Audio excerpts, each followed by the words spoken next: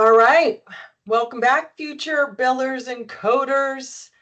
In today's lecture, we will be diving into the construction and we will deconstruct an operative note. I am using report number 14 from your Buck step-by-step workbook, chapter 15. We'll also cover surgery guidelines and discuss what's included in the surgical package. So have your CPT and go ahead and have your ICD-10 books out as well, because we're going to code the whole case. So last week, you all raised some excellent questions about why certain items such as lidocaine or the surgical instruments that were used weren't reported separately during a surgical procedure. So I started to think about it and I wanted to explain it like this. Think of each resource being used as an ingredient in a recipe, right? So think about if you were baking a cake. So cake usually takes some butter, some eggs, some oil, some water, some flour, sugar, right? But all of these individual ingredients can be used in other dishes as well, right? But when we put them all together in this one bowl, it creates something different, a single cake, right? One item.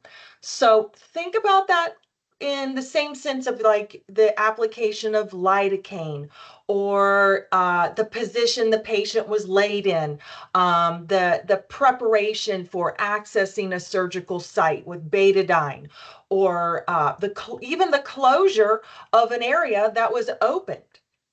So you have to think about how each one of these individual acts, right, or items, they don't represent the entire procedure, but when combined, they create the final product. Again, just like ingredients come together to make a cake, but in our world, they come together to form a CPT code or a complete procedure. So the first thing I want to get into is what's included in a surgical package. So I'm going to go ahead and I'm going to share my screen and I'm going to put it on my book. In your CPT manual, go ahead and head over to your surgery guidelines page. So this is going to be on page 75. This is just the table of contents for your surgery guidelines. Let me share my screen here.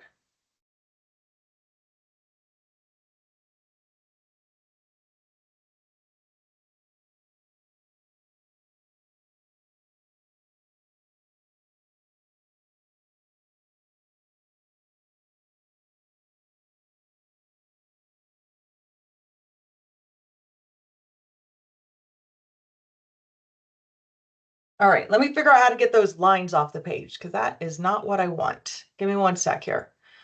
All right, share content from camera. There we go, much better. Okay, there we go. So I am on, again, page 75, CPT manual. This is really the heart of all CPT procedures, or understanding how everything comes together. So I'm going to go ahead and turn over to the next page, page 76. And I'm going to read some of the most important guidelines. I highly recommend that you review this whole section for surgery guidelines, because these guidelines, these general guidelines, apply to every code set in the surgical section of your CPT manual, okay? So let me read. Guidelines to direct general reporting of services are presented in the introduction. Some of the commonalities are repeated here for the convenience of those referring to the section on surgery. Other definitions and items unique to surgery are also listed. So then it says services. Services rendered in the office, home, or hospital, consultation, and other medical services are listed in the evaluation and management service section beginning on 15. Special services, procedures, and reports are listed in the medicine section. So remember, you've got some distinct sections in your CPT manual, starting with evaluation and management. Then the next major section is going to be your surgery codes, followed by the next major section is medicine. So when you think medicine section, I want you to think therapeutic and diagnostic type services, less invasive. This is the most important. Well, I don't know that anything is least important, but I'll tell you what, this will really bring to light and help you understand. It'll help you put those pieces of that puzzle, right? That surgical report, that chart note, and really bring it to light as to what I like to call filtering out the fluff, right? What do I need to focus on when I'm pulling out information from these reports? What's pertinent and what is just part of the process to complete this surgery? Surgical package definition. By their very nature, the services to any patient are variable. The CPT codes that represent a readily identifiable surgical procedure thereby include, on a procedure by procedure basis, a variety of services. So think again, like as if we're talking about ingredients, right? And I'm going to try to zoom in here a little bit.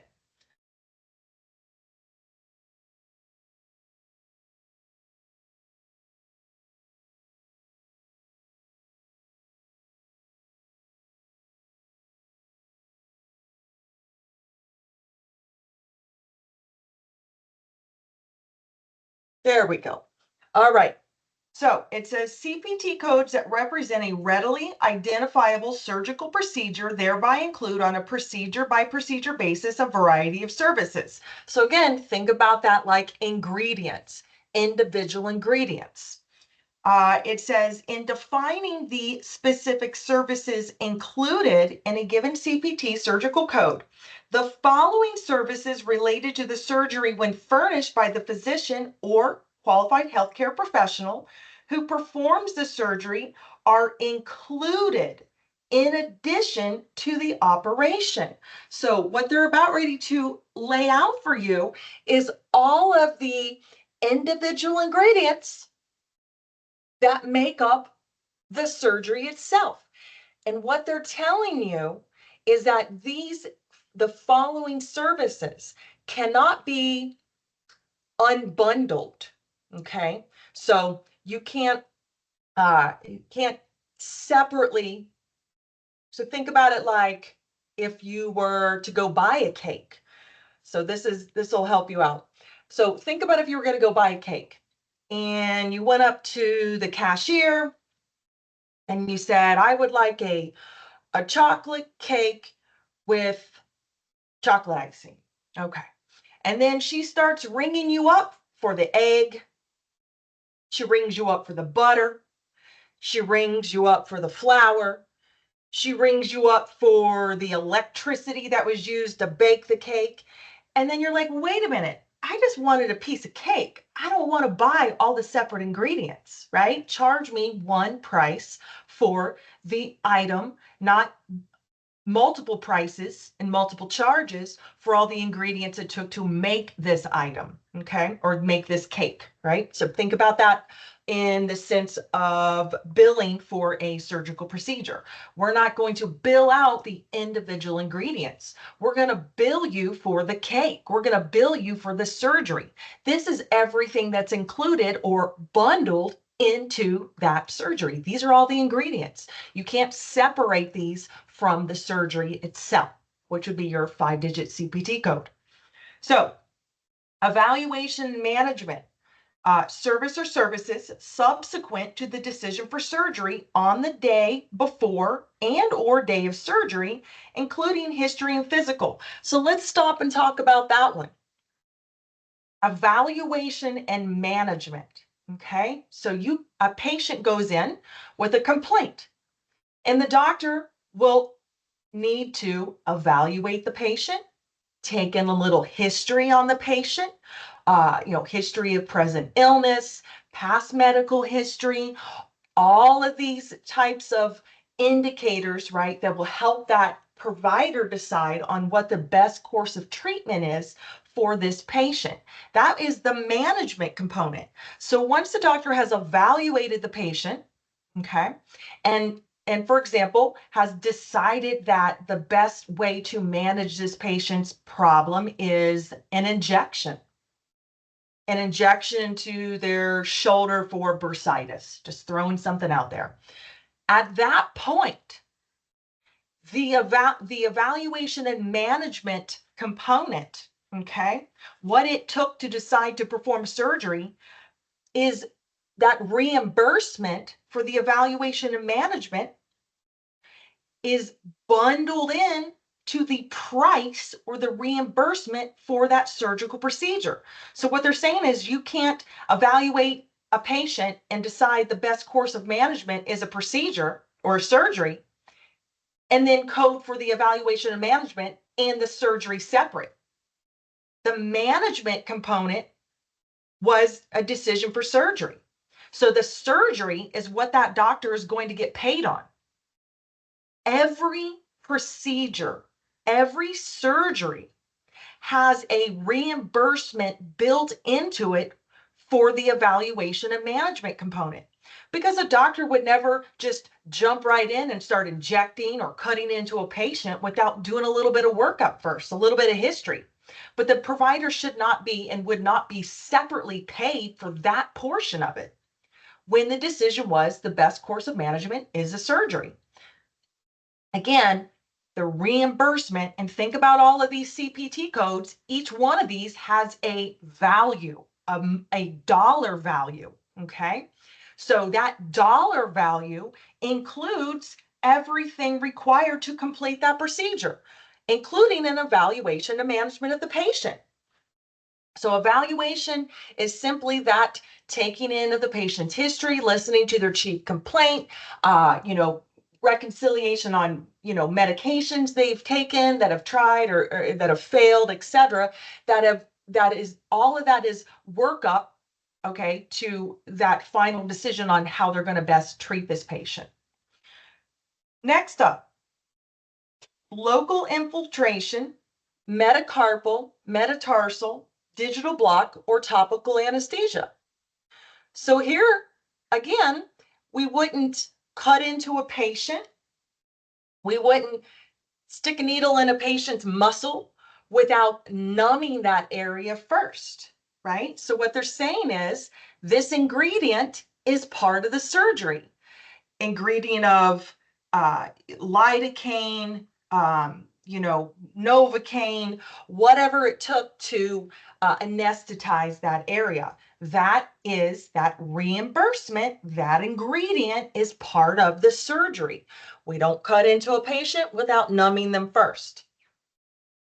Right, we get this thing zoomed in a little bit here.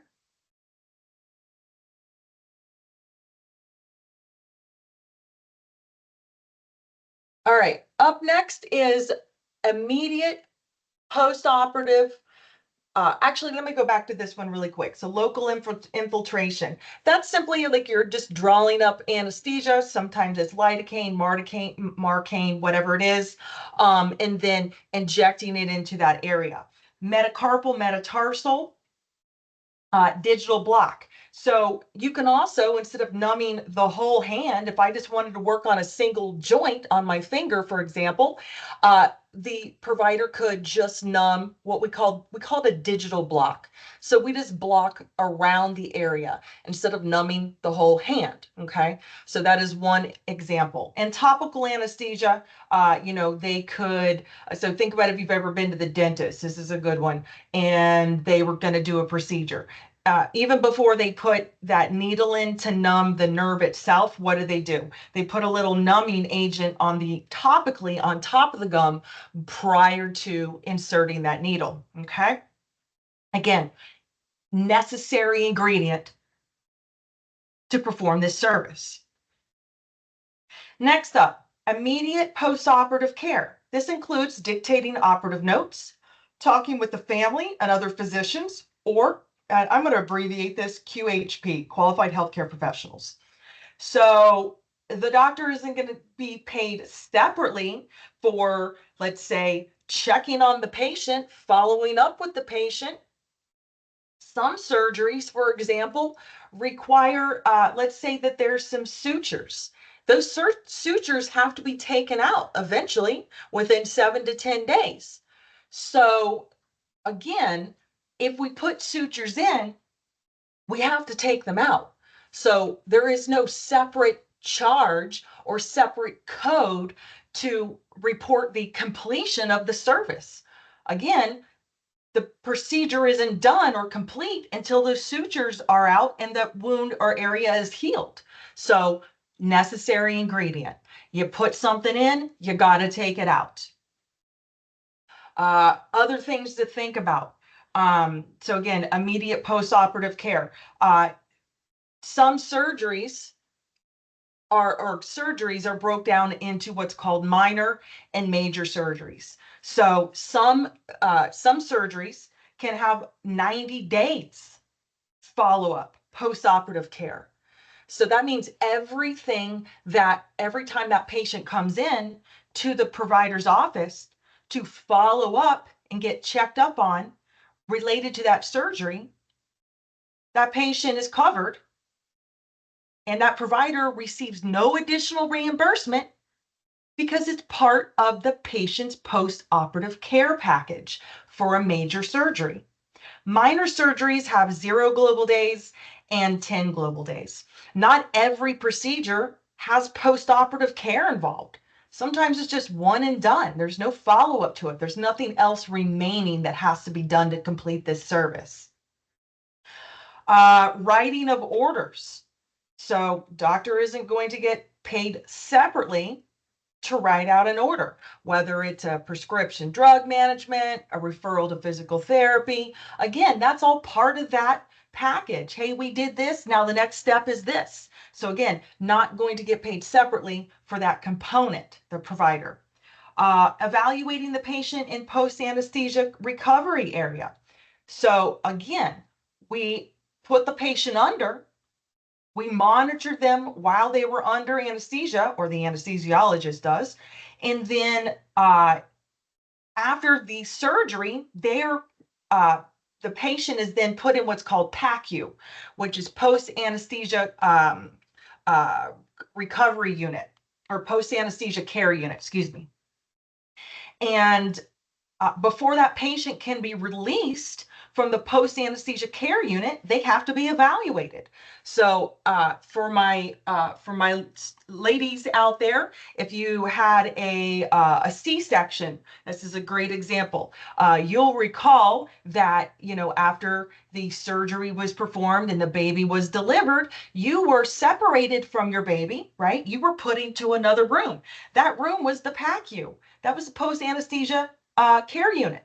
And then you had to wait there for a while. They made you, you had to be able to like wiggle your toes or feel your toes. There was all kinds of little checkpoints, right, before they actually released us, or released me back to my maternity suite, right? So again, think about that as just a standard part of the routine care, the post-anesthesia recovery area. We got to check on the patient, make sure they've, regained sensation to all their extremities, etc. They'll do a vitals check, and at that point, their job is then done, right? At the point where they are released from that post-anesthesia recovery area. And then again, and last one here, typical post-operative follow-up care. That goes back to those your procedures, minor procedures and major procedures. So if a major procedure has 90 days of follow-up care, that again is included in that surgical package, not separately reportable. So again, if you are separately reporting these services, you're asking for separate money. When all of these ingredients is what it took to make the cake or to perform the service. So you can't individually separate these items from the total package, okay?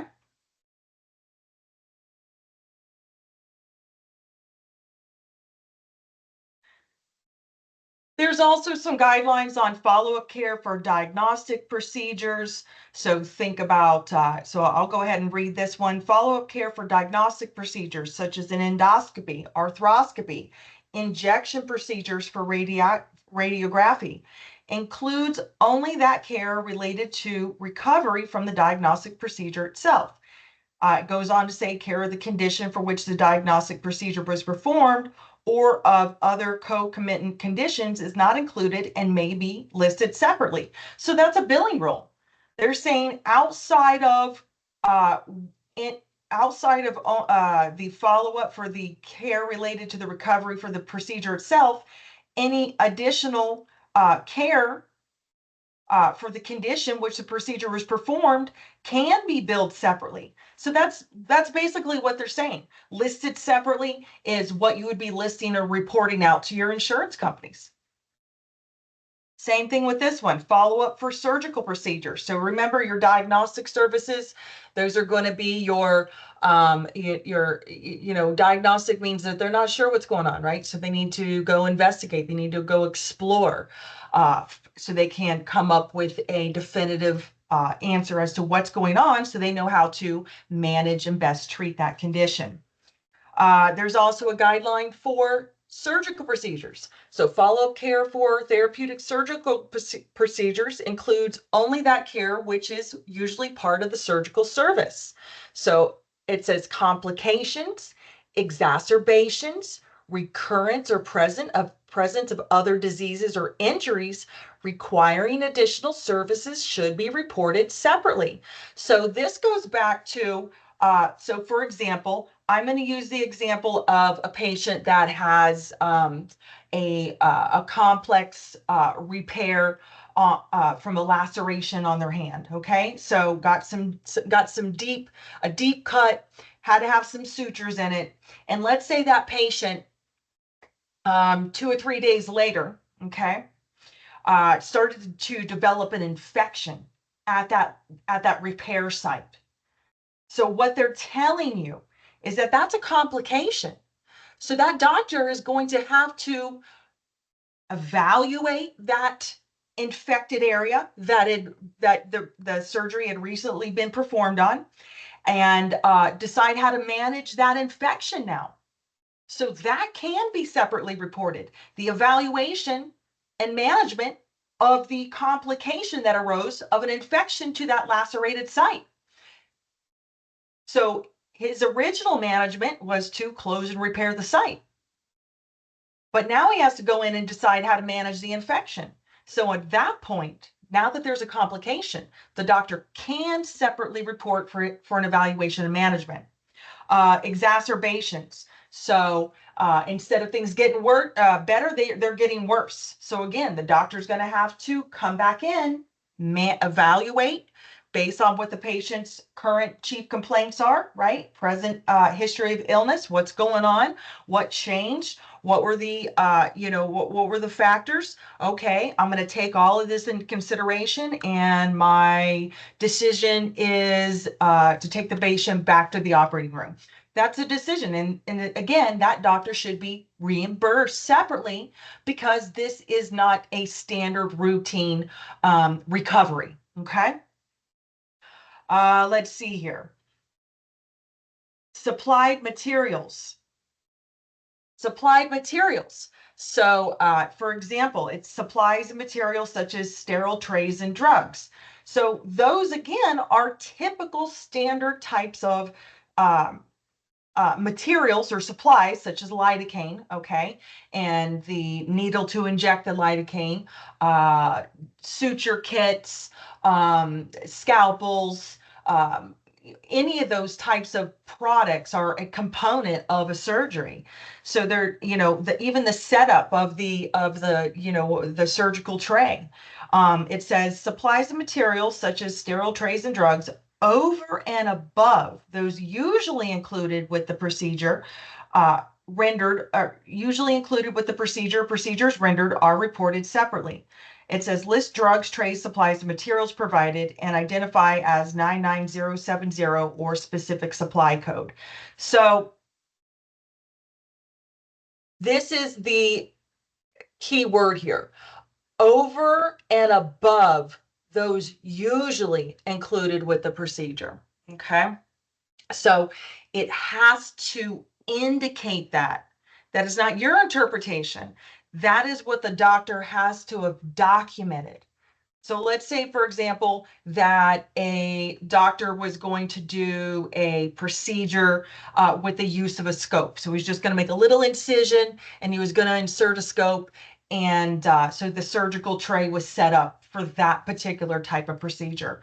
But then, okay, then that doctor says, you know what, I can't access it through with the use of a scope. I'm going to have to convert this to an open procedure. So now that open procedure is going to take some different instruments and some different tools. So now, because we had to change out our supplies and our surgical tray to accommodate the change in the surgery itself, that would be considered over and above, usually included with the procedure. Now, at the end of the day, guys, it is the insurance company that determines whether they want to pay on additional supplied materials.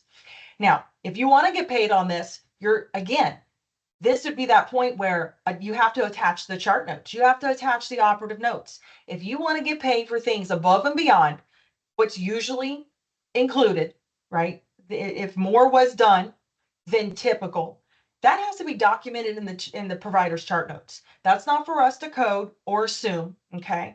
The doctor needs to document it. And if he has, attach those chart notes when you're billing out the claim for that particular procedure so you can justify the ask for reimbursement for additional supplies and services.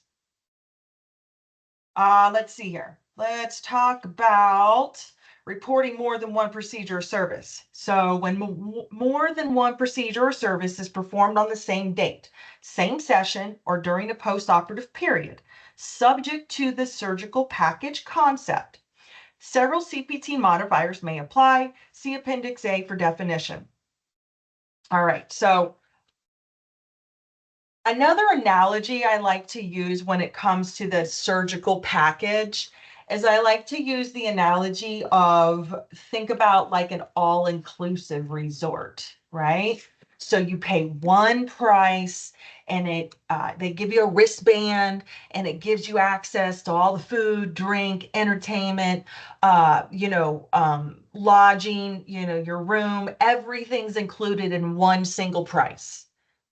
So think about that all-inclusive vacation package for one price. You get all of these services, or you get all of these, you get all this entertainment and, and so that's kind of like a surgical package.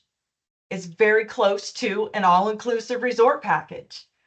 They can't separately charge you for your meal and for your room or for the transportation if it was all bundled into one charge. Okay.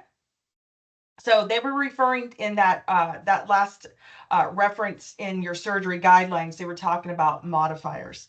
I'm not going to get too deep with modifiers. You will have a course or at least a week in your program where you'll focus on modifiers.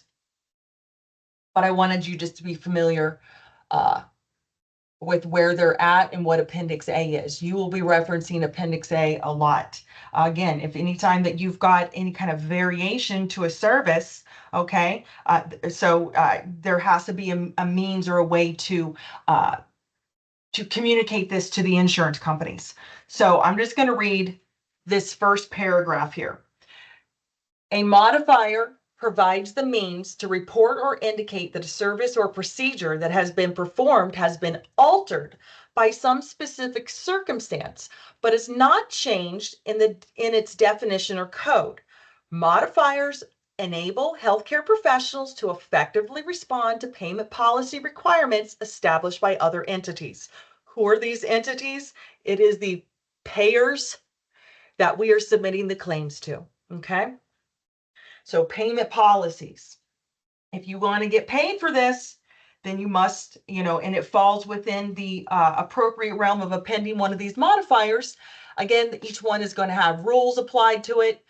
So here's a good one: increased procedural service. So if a doctor performed a procedure that typically takes an hour, okay?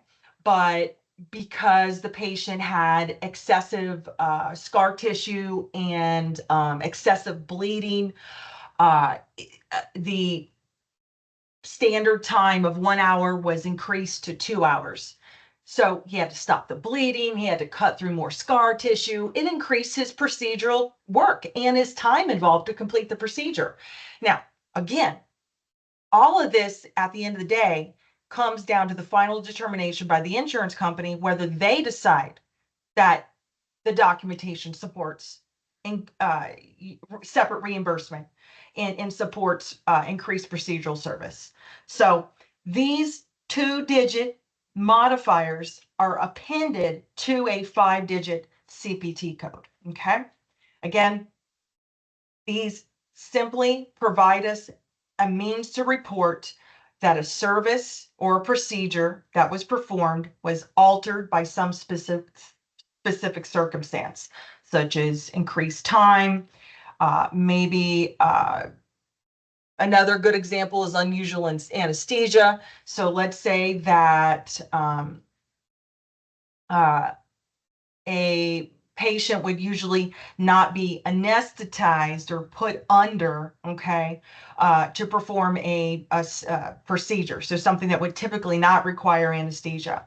But let's say that it's a patient of a young age, right? Might be, flailing around or not compliant. And that's the other thing. Let's talk about just non-compliant patients. This could also be patients that may be uh, you know, might have dementia, for example, right? So again, they're combative and we can't do this procedure unless we put them under. It doesn't typically take putting a patient under, but in this specific circumstance, we had to. Again, every time you add a modifier like this, you got to have the documentation that supports it. And we're not the documenters. It's the providers, but we rely on their documentation so we can get them reimbursed to get that money back in the door. Okay.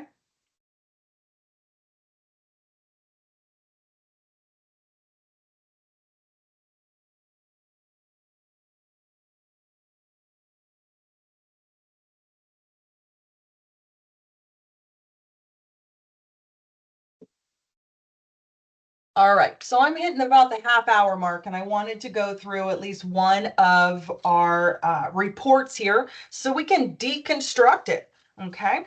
And we can, what I like to call, filter out the fluff. What ends up being pertinent information? And again, referring to what's included in the surgical package is going to help you to filter, right, what you want to highlight, what you're trying to pull out of there. When I first started to code, and especially code like operative reports, I found that I had so much stuff highlighted, it was just lit up like a Christmas tree. And then over time, I learned just through working backwards. Once I found the code, then I looked at all the key words that made up that code. And then I went back and looked at how much I had highlighted on my report. Okay. And then I was like, oh, wow. Okay. I didn't need that. I didn't need that. All right. That doesn't, that ended up not being a specific component or something that was necessary to come to the conclusion of, whatever 5-digit CPT code I used.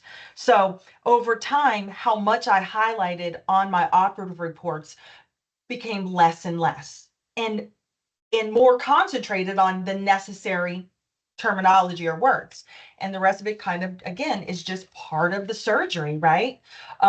Necessary steps, necessary ingredients. All right. So I'm going to share my second screen here. So give me 1 second. I'm going to share my window.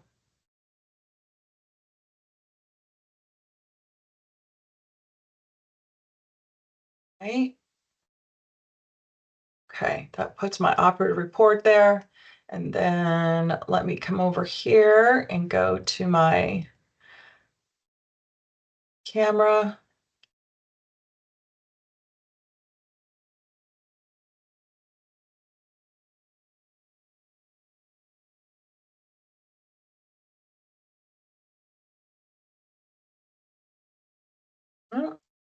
Hold on a second.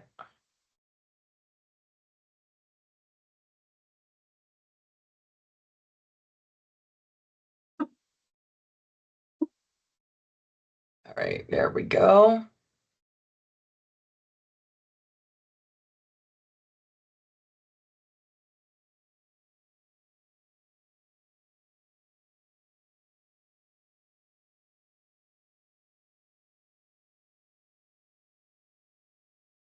All right, nice.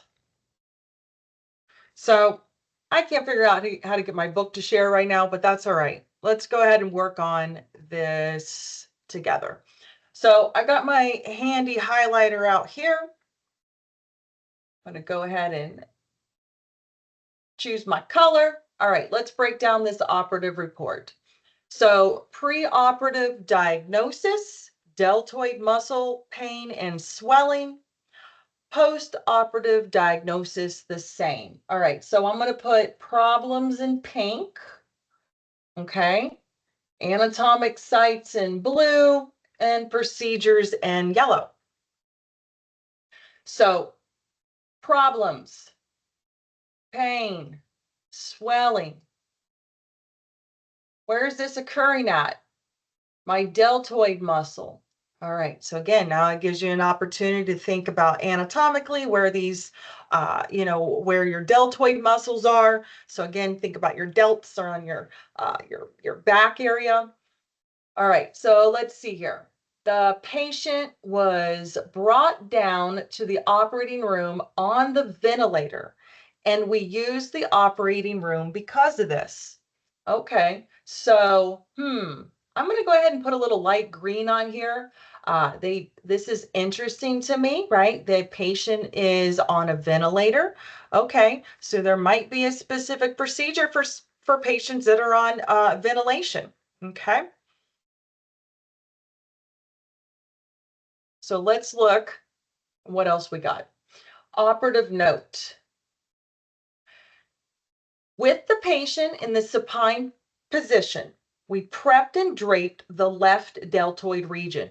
So again, the position the patient was in, that was appropriate for accessing that anatomic site. The prepping and draping, right? Again, that's part of the surgery. I don't need to highlight that. What do I need to highlight? Now we're getting into some additional details here. Not just the deltoid, but the left deltoid. Okay, that matters to me. So after infiltration with 0.5 Marcaine with epinephrine, remember, now going back to your surgical guidelines, you're like, that's right. Hey, that is included, right? I don't need to highlight that. It's part of the surgical package. Let's see here. A vertical incision was made over the palpated muscular belly. Even the incision is not something we code. It's necessary to cut into that area to cut into the skin so we can access the muscle. So the action of incision is also a necessary component or step in the surgery, not coded separately.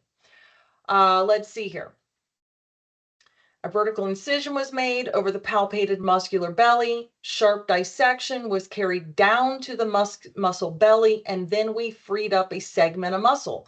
This is literally just the doctor breaking down and explaining how they performed this service.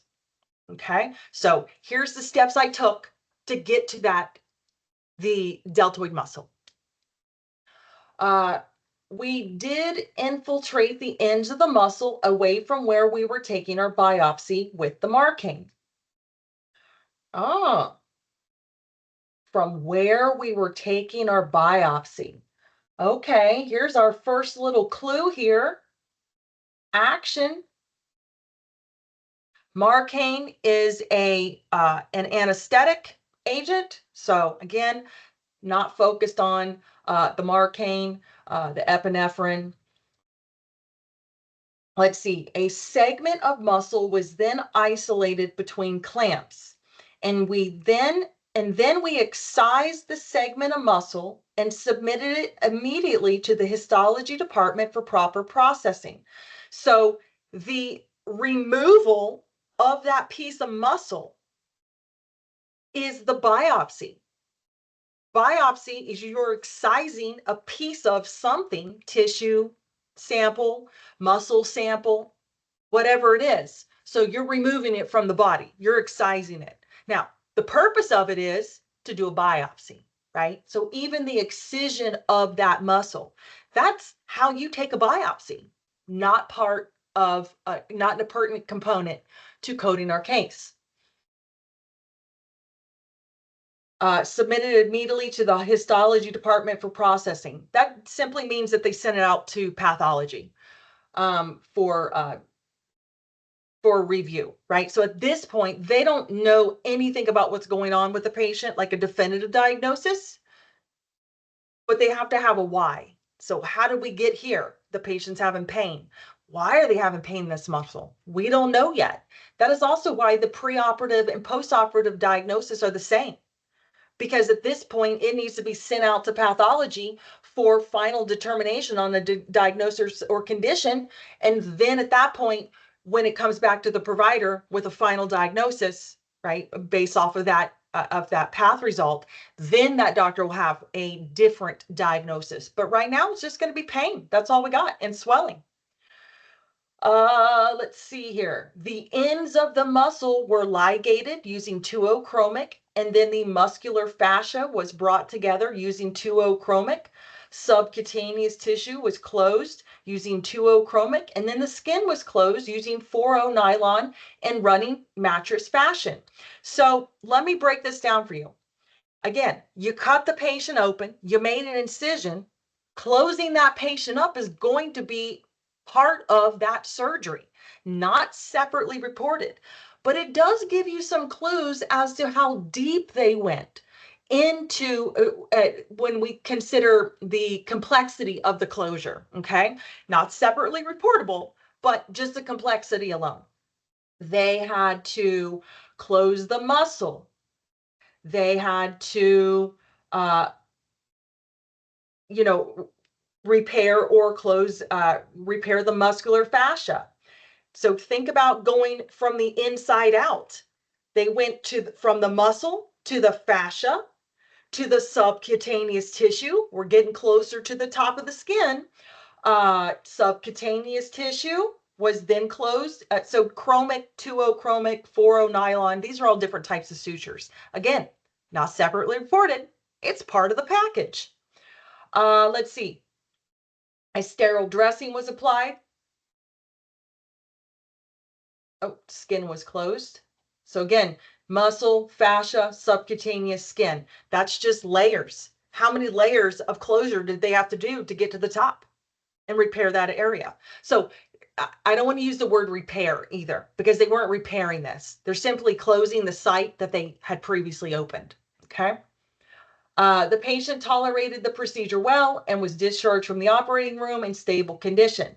At the end of the procedure, all sponges and instruments were accounted for. Pathology report later indicated. See report 59. So what they're saying is, on report 59, that's the pathology's the pathologist's report with a final diagnosis. Okay.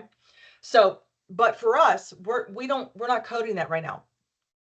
At some point during your program, you will be introduced to pathology and lab, which is your 80,000 series, and you'll be referencing this particular report, just part of your lecture, part of your readings. So look at what we ended up highlighting. Out of that whole big story, what do we got here? We got location, so left deltoid muscle. We got problem, pain and swelling. What led them to having to be in an operating room right now?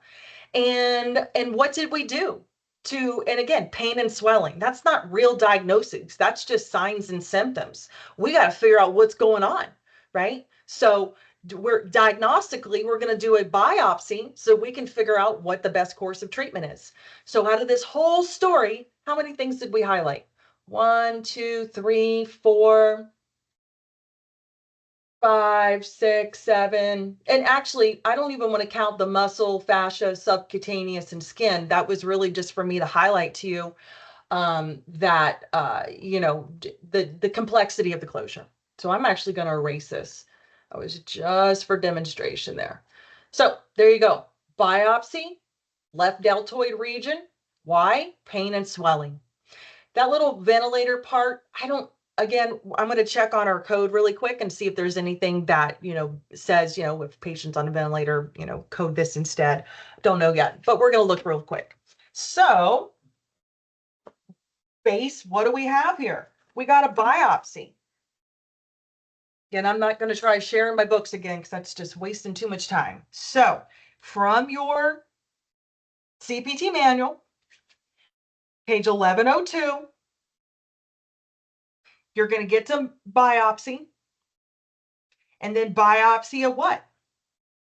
It was a muscle. So once you get over to biopsies, then start looking for muscle. You'll find muscle in the center column of page 1103.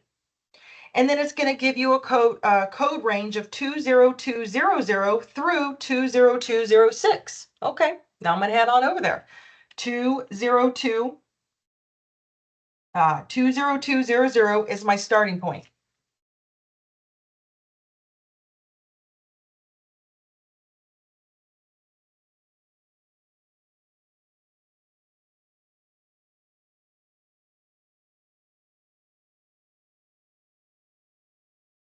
All right, so once you get over page 129 in your tabular section,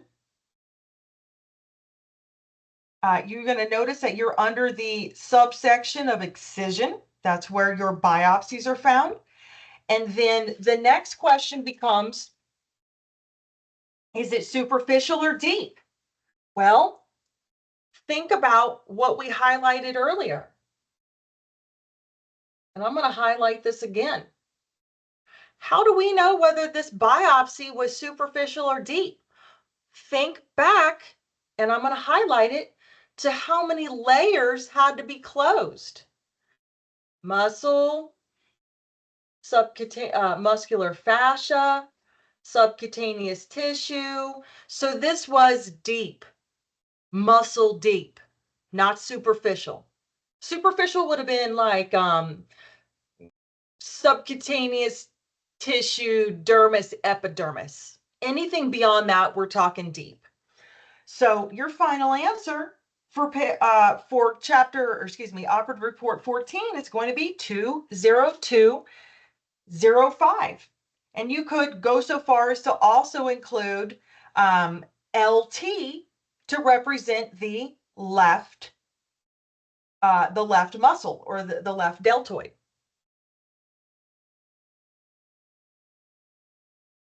All right, so since we're here, we might as well go ahead and also code the ICD-10. So let me switch my books.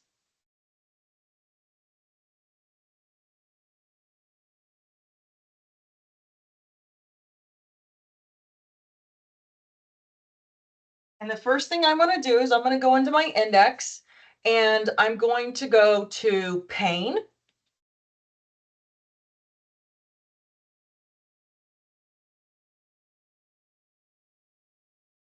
Love these tabs, makes your life so much easier. So pain starts on page 380. And then the first thing that I notice when I go to pain, and then I start to look for muscle, right? Because it's muscle pain. The book tells me, hey, go see myalgia. All right, so now I'm on a journey and I have to go see another keyword of myalgia.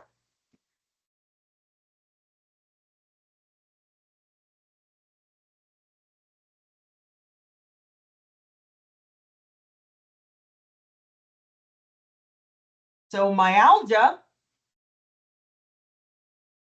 M-Y, there it is. All right. So once I got over to myalgia, Let's see here. My options are on page 358, and I see myalgia, M79.10, axillary muscles, muscle head and neck, cervical, mastication muscles, specified site not elsewhere classified, and traumatic. Interesting. So good starting point for muscle pain. But since I'm back here, I also am curious about what I would find under swelling. So I'm going to also go over to swelling. And then what I'm going to do at that point is I'm going to go over and I'm going to compare the two different codes. So swelling muscle.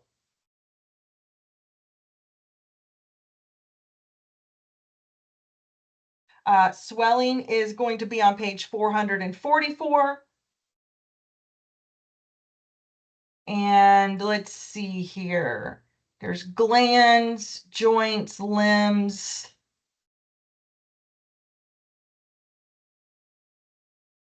Yeah, I just don't find anything any more specific. I definitely don't find anything specific to the muscle.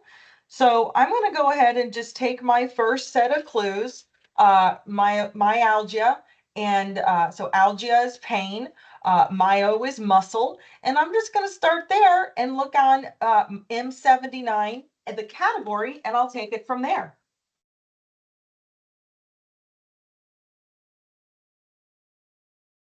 I am still thinking about that ventilator, and I have a feeling that there is a status code for a patient being on a ventilator. We're going to look into that.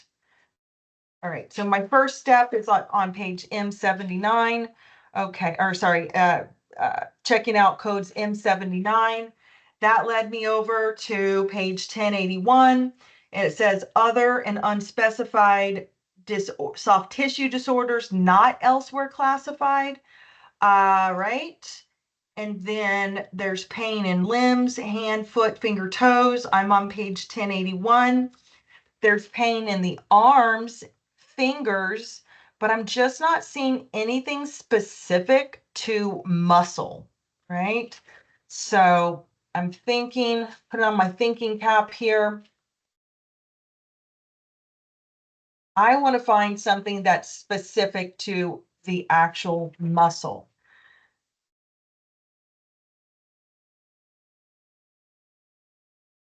So we had myalgia, but then I started to think, what about another term, such as, for example, the exact site, such as shoulder, right? So that would be more specific to your deltoid muscle.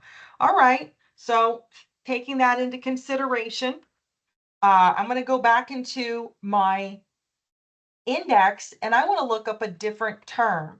So instead of myalgia, I'm going to go for the word myositis, which is just one page over. So again, myo is going to be muscle. Itis is like inflammation, irritation. So I'm kind of putting this all together in reference to the swelling and the pain.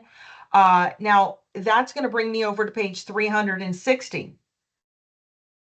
And I did find a code on the right-hand column of page 360. Myositis,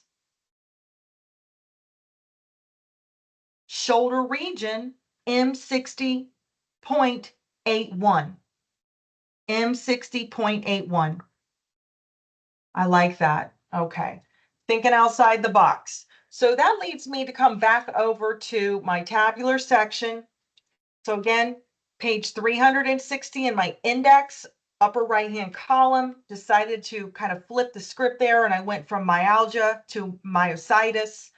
Again, both of those represent that first term represents muscle, and then algia is pain, itis is inflammation, irritation. That again, now I'm back over in my tabular section. I'm on page 1064, left-hand column. Other myositis. I actually do want to look under the chapter block first, just to triple check myself. Disorder of muscle. This is on page 1062. It gives me some excludes notes, exclude one notes are listed there. And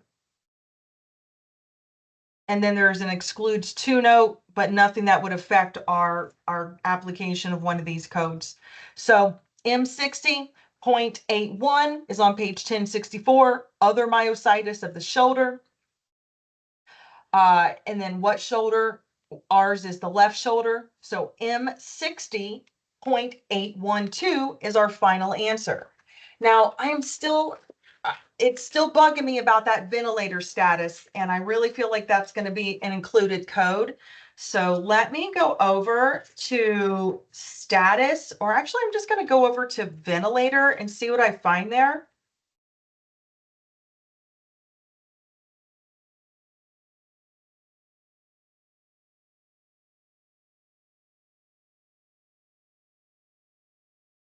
Ventricle, ventricular, status.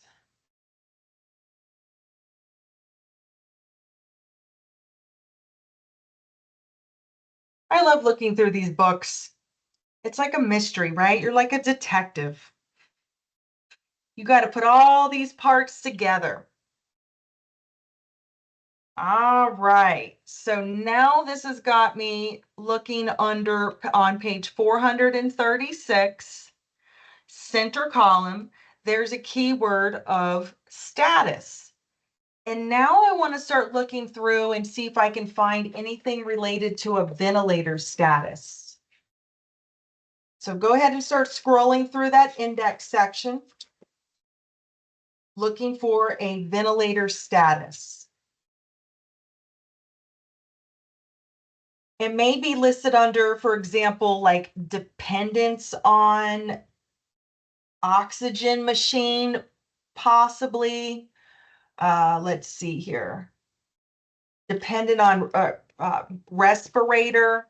Look under like respirator or ventilator. Let's see what we find here. Let's see here. Status. Renal dialysis.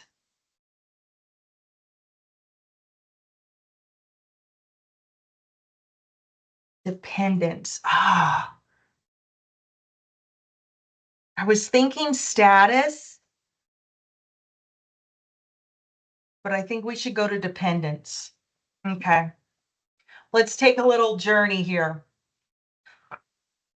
Thought that would be under ventilator status, but now let's think about a dependence on a ventilator. So the patient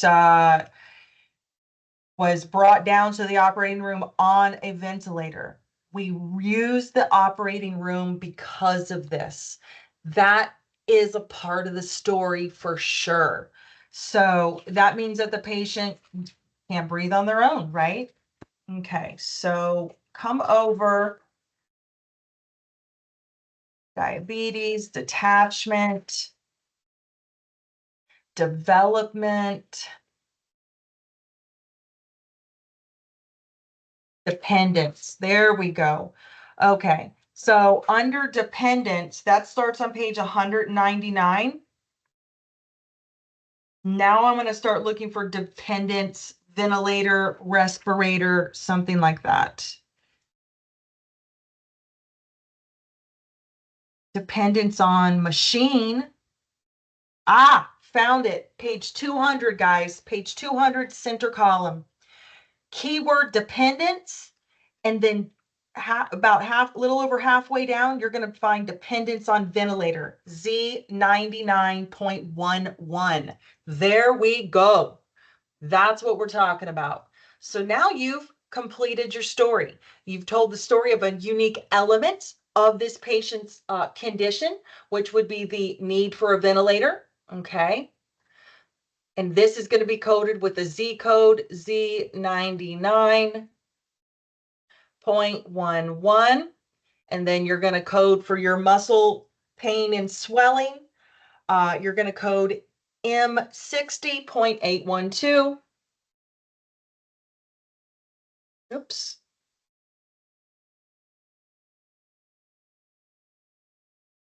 And then you're going to code for your biopsy. 20205. 20205. All right. There we go, friends. You just coded your first operative case. And again, look at the clues there, right? Look how much we did not need to complete our story. But when they tell you something like they add a preliminary note, don't overlook that, right? Because that ended up being a part of that patient's story. Not every patient is on a ventilator when they go to the operating room.